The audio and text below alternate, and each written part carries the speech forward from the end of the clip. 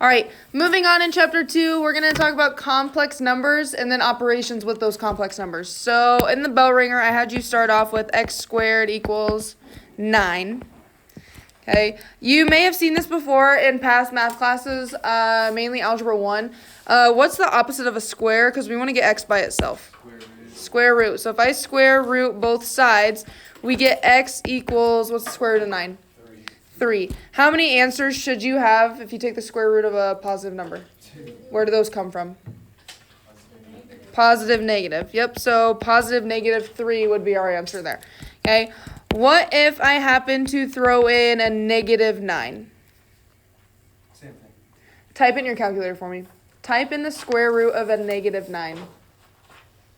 I agree, we would solve it taking the square root, but take the square root of negative 9. What'd you say? I said error. Error. You cannot take the square root of a negative number. Do you know why? No. Okay, can I multiply two numbers together and end up getting a negative number? I can't, right? Especially if it's the same. Okay, so what I want you to think about, make sure we're taking notes on this here. We're going to split this up into square root of 9 times the square root of negative 1. Do you agree if I multiplied those back together, I would get back to a negative 9?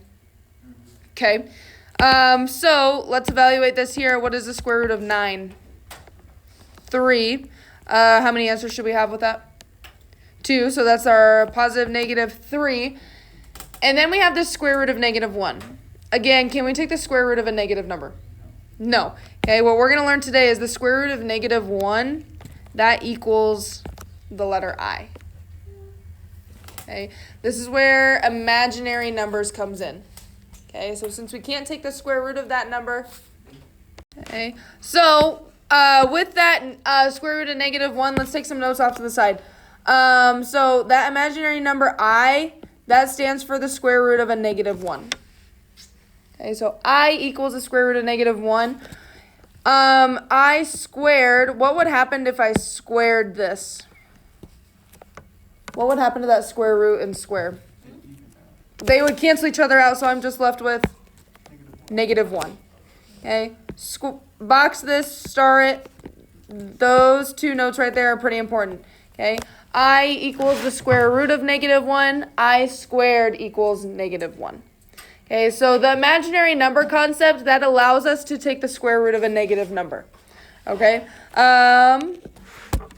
let's look at a couple more equals here. Let's look at x squared equals negative 25.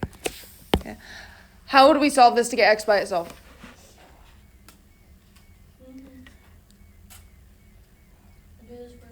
I would take the square root. Again, can we take the square root of a negative number? No. Can I split up that negative 25 into two separate things? Yeah, I can do square root of 25 times what? Square root of negative 1. Okay, what is the square root of 25? 5. What's the square root of negative 1? I. Yep. Yes? Okay. Let's do another one. X squared equals negative 49. Again, how would I solve this to get x by itself?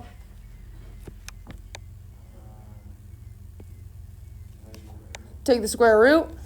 Okay. How can I split that negative square root of negative 49 up? What'd you say?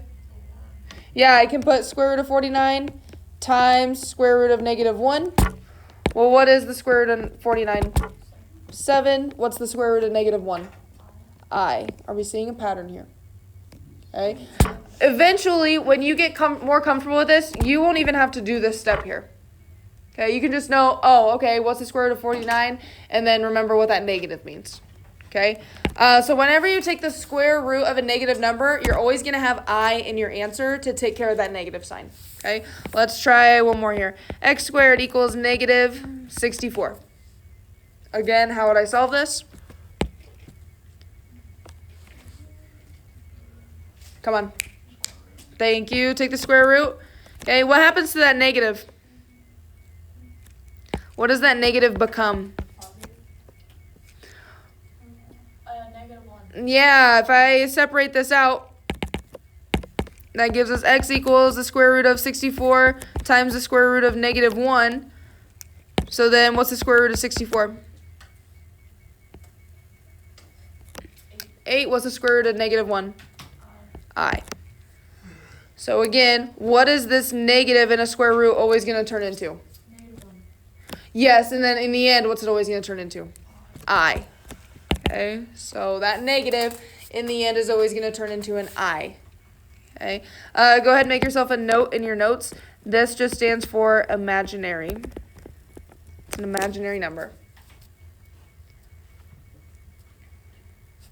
Okay, when you're ready, go ahead and flip your notes to the next page. We're going to look at example 1.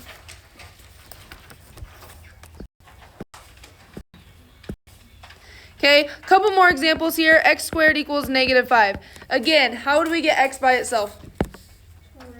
Take the square root. Now, when we split this up, we get square root of 5 times the square root of negative 1. Can I take the square root of 5 and get a whole number?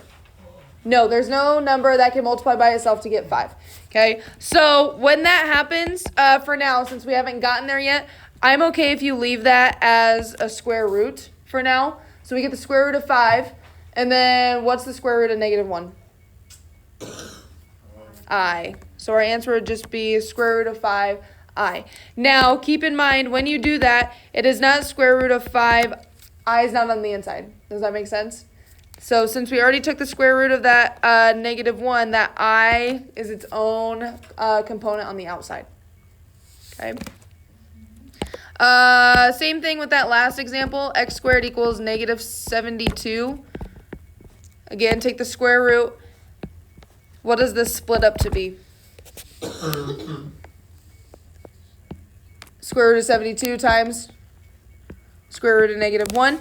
Can I take the square root of 72 and get a whole number? I can't, right? In a couple, I want to say next chapter, we're going to learn how to simplify those. But for now, I'm okay with you leaving it as square root of 72. And then what's the square root of negative 1? I. Remember that I is on the outside. Okay. Just real quick, on this example, I'm kind of looking at that habits of mind question right below example 1. How did we know this was going to result to an imaginary number? What'd you say? Because of that negative. Okay, again, what's the reasoning that that negative turns into an imaginary number? What can't we do with that? You can't take the square root of a negative, so that's where that imaginary number comes in. Okay, so whenever you take the square root of a negative, that I, or imaginary number, is going to come into play. Okay? Let's go ahead and look at example 2. Before we do that, we need to talk about complex numbers. So we already got the imaginary number I. Go ahead off to the side, write complex numbers. Off to the side of example 2. Okay. Complex numbers is in the form of A plus BI. Okay, complex numbers are always written in the form of A plus BI. Okay, what this A stands for, that's just some constant term or a constant number in the expression. Okay, what does this BI stand for? What's that I mean?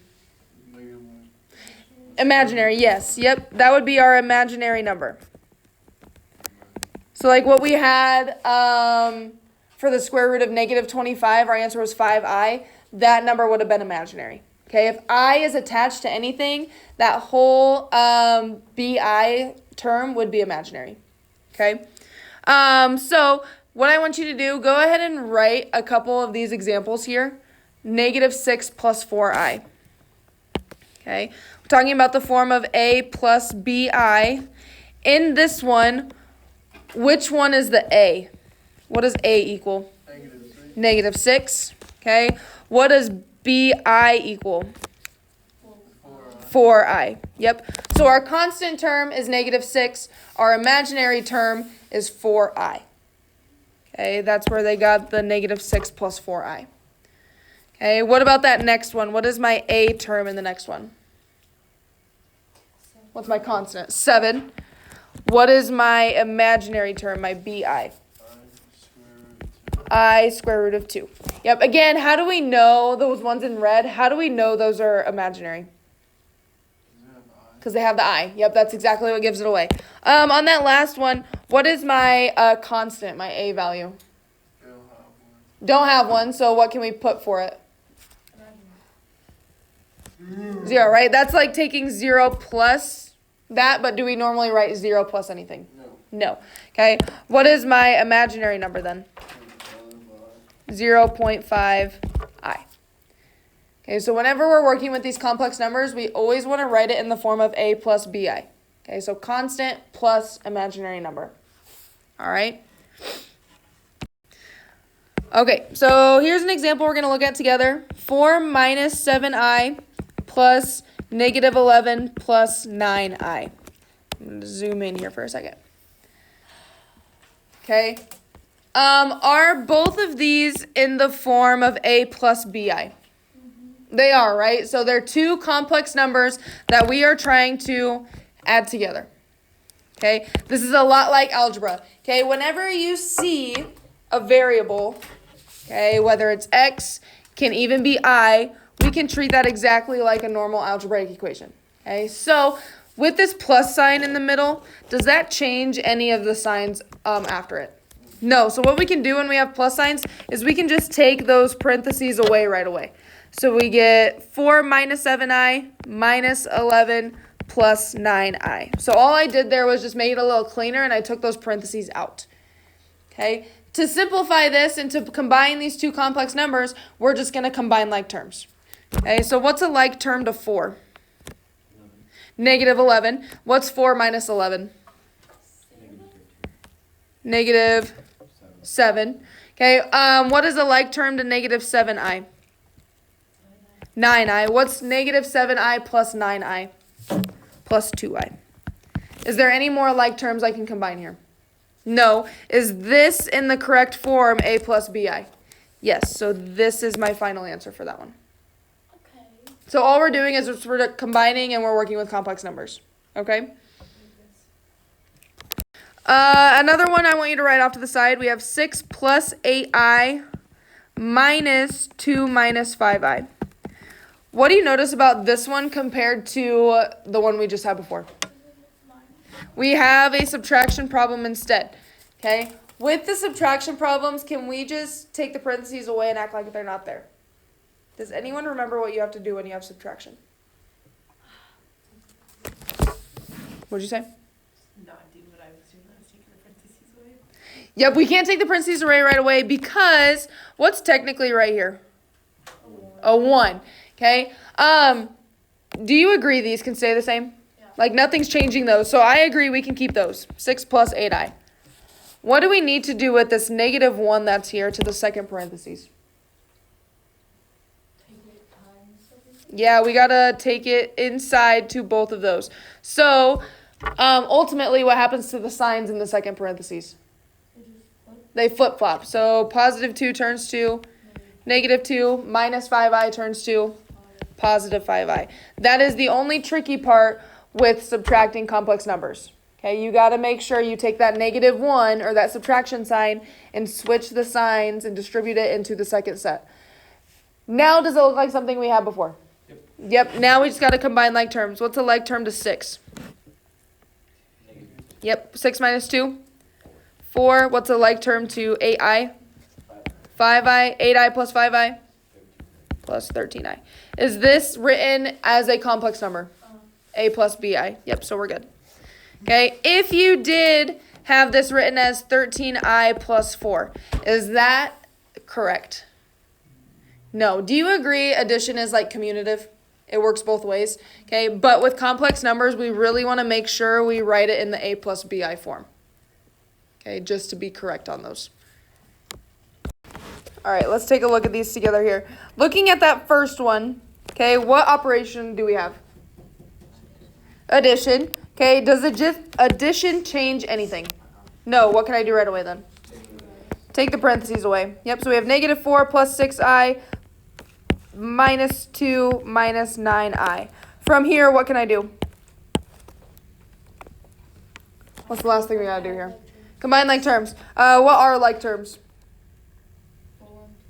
Negative 4 minus 2 is negative 6. And then 6i minus 9i is negative 3i. Again, you're done when you don't have any more like terms to combine there. Okay, what about this second one here? It's a negative, so we gotta flip.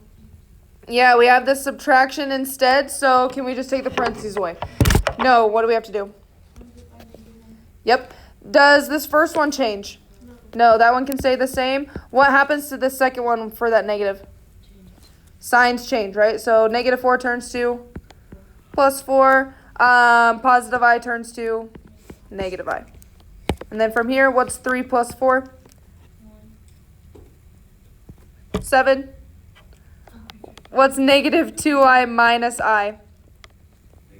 Negative 3i.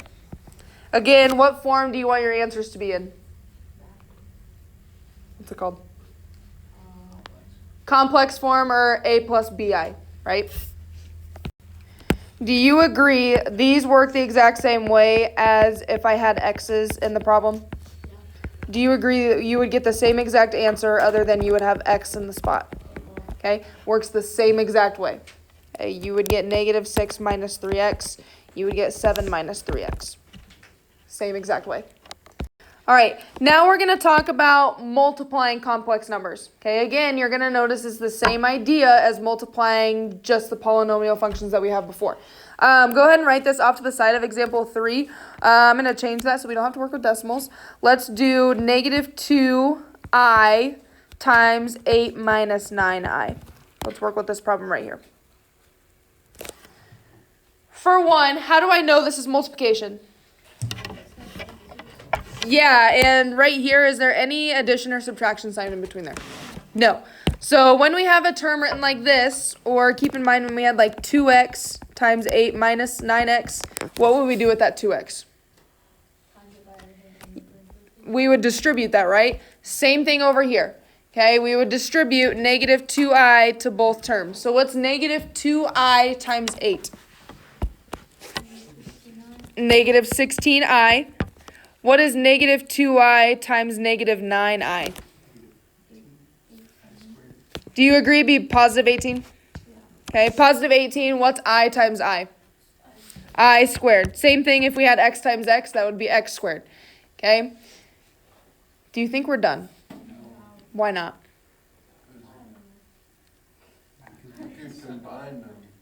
Could we combine them? No. So keep in mind, could I combine x squared plus x? No. I couldn't, right? So we can't combine them. We can see the common thing that goes into both of those and If we did that, we would get right back to where we started. Nice idea, though. Did we take a note at the beginning of class about what I squared is? Imaginary. We know I is imaginary, but do we know what I squared equals specifically? I squared equals negative 1. Write that down right next to your example. I squared equals negative 1. So do we have an I squared in the problem? Yep, so what we're going to do is we're going to plug in negative 1 for I squared. So that turns into negative 16i plus 18 times negative 1. Well, what's 18 times negative 1? Negative 18. Are we done? We're super close. What's wrong with that right now? it's the wrong way. It's not in the right form, okay? So how do I correct it? Stop it. Flip it. Yep. So this would turn into negative 18 minus 16i. So when you have multiplication problems, what you have to watch out for is that I squared. Okay, you don't want to leave I squared in the problem. Capiche? Goodbye. All right. Let's take a look at this guy here. 3 minus 2i times 3 plus 2i.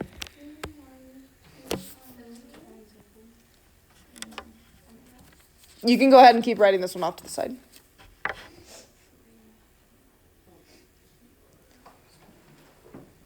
Okay. Is this as simple as just taking one term and multiplying it into the next? No. What do we have to do here? What is it called? Foil? It's called foiling, right? It's distributing. Can we combine like terms if it's multiplication? Like, can I just take 3 times 3 and 2i times 2i? No. Okay, we have to take into account everything. So I'm going to start with my first term, 3. What is 3 times 3? 9. What is 3 times 2i? 6i. Okay, what do I do next?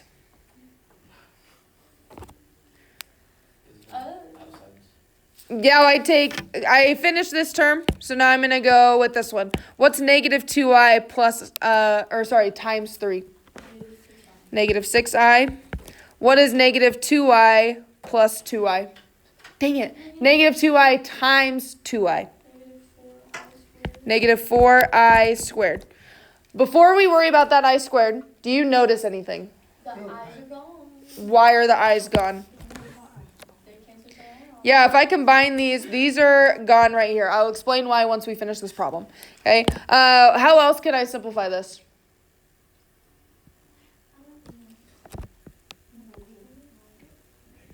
Negative 1. So if I plug in a negative 1 for here, okay, did anything happen to the 9? No. What is negative 4 times negative 1? 4. Is there an I anymore? No, because that negative 1 replaced that I squared. Is there anything else we can do? 9 plus 4 is what? 13. So our full answer is 13. So 2 complex numbers can turn into a whole number. Here's what I want you to understand, okay? Why these flip-flopped, okay? Some notes I want you to take here. What do you notice is the difference between the two things that we started with? What's different? Yeah, the signs are different, right? So go ahead and write off to the side. If we have a plus bi times a minus bi, okay, these right here, these are called conjugates. Okay, again, the only thing that conjugate means is that it's the same numbers with different operations being multiplied together. Those are conjugates. So as an example, without complex numbers, what is the conjugate of x minus 2? X plus 2. Okay, what would the conjugate be of 2 plus 4i? 2 minus 4i. Are we seeing the gist here? Okay, so those are conjugates of each other. That is why the i's canceled each other out here, and we ended up getting a whole number as our answer. Okay.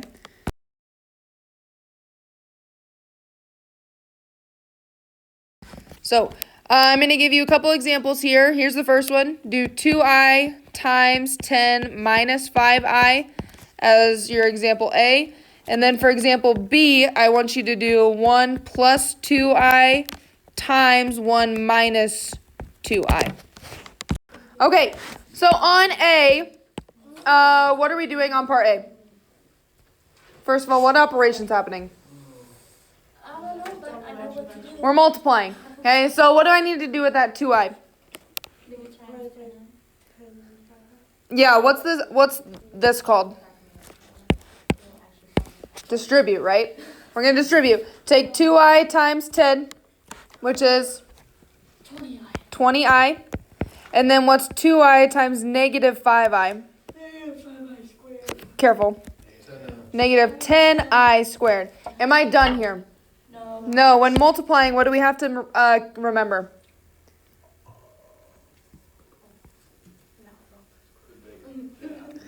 What's I squared equal? Negative 1. So we replace this with a negative 1. So, did anything happen to that 20i? No. Nope. What is negative 10 times negative 1? 10. Am I done? No. No, make sure you write it as a true complex number, which would be what? 10 plus 20i. Done. All right, what about part B? We got to distribute and FOIL, right? So I'm going to take 1 times 1, which is 1. What's 1 times negative 2i? Negative 2i. Negative 2i. What's 2i times 1? 2i. 2i. And then what's 2i times negative 2i? Negative 2i or negative 4 squared. Negative 4 I squared. I squared. What did you notice about these two at the beginning? They're basically the same, but They're different signs. What's that called? Conjugate, right? So when you multiply conjugates together, what's going to happen? they're gonna cancel out. Right, what happens to these middle two? They They're gone. Okay, what do we have to keep in mind with this? It's a negative. Turns to a negative 1. So we have 1 from here. 1, what's negative 4 times negative 1? 4. Yes. 4. So what is 1 plus 4? 5. 5. So when you multiply conjugates together, are you going to end with a complex number? No. No, you're going to end up with what? Oh. A whole number. Okay?